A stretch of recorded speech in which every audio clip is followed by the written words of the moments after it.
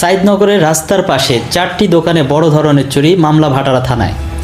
রাজধানীর সাইদনগর 100 ফিট রোডের পাশাপাশি থাকা 4টি দোকানে গত 28 তারিখ রাত প্রায় 2টার দিকে সংবদ্ধ চোর চক্রের এক ভয়াবহ চুরি সংঘটিত হয়েছে।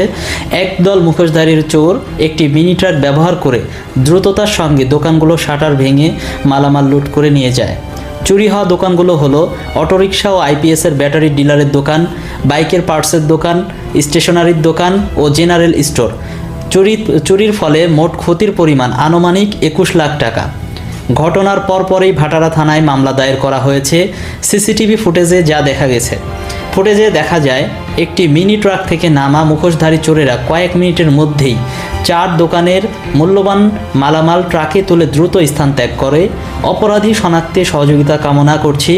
যদি কেউ ফুটেজ দেখে সন্দেহভাজনদের চিনতে পারেন অথবা ব্যবহৃত মিনি ট্রাক সম্পর্কে কোনো তথ্য জানতে পারেন, তবে অনতিবিলম্বে ভাটারা থানায় যোগাযোগ করার অনুরোধ করা হচ্ছে।